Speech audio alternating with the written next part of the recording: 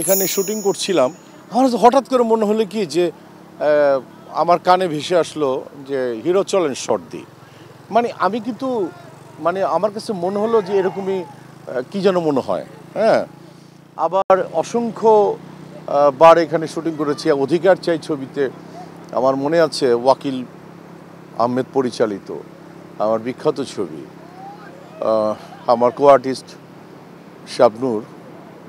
তো একটা ফাইট হচ্ছিল এদিক দিয়ে ফরিদি ভাইয়ের সাথে, এবং আজকে দুনিয়াতে ফরিদি ভাই নাই। ঠিক আমার মনে হয় যে যেখানে আমি দাঁড়ানো এখানেও হতে পারে, হয়তো বা একটু পিছনেও হতে পারে। লোকেশনটা আমি ইয়ে করতে পারছি না। একটু পেট্রোলের একটু 19-20 করতে গিয়েই আমার এই হাতটা বেশ ক্ষতিগ্রস্ত হয়।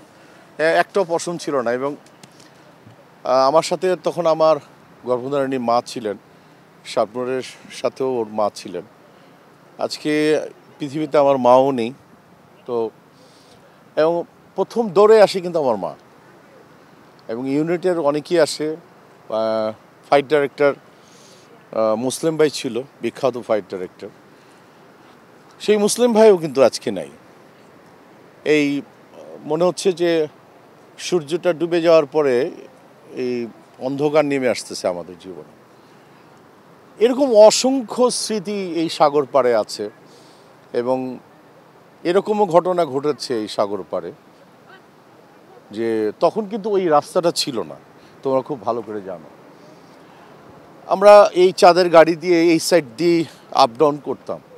একবার জোয়ারে ফেসে যাই, প্রায় অলমোস্ট 1.5 ঘন্টা পানিতে শরীর ভিজা। ওই অবস্থায় বসে আছি, কখন জোয়ার নামবে, কখন ভাটা আসবে, আর কখন আমি ইউনিট নিয়ে পার হব। তো এরকম চলচ্চিত্রের একটা যুদ্ধ করেছি।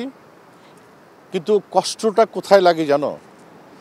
যে ওই টাইমে সুন্দর চলচ্চিত্র হতো, কোনো ব্যবস্থা ছিল না, কোনো থাকার জায়গা খুব অল্প ছিল, বাট এখন অনেক কিছু। এবং এই লাইটে কিন্তু তখন শুটিং করা যেত না, কিন্তু এখন এই লাইটেও শুটিং করা যায় সফট ওয়েতে। বাট এখন মনে হয় চলচ্চিত্র হয় না।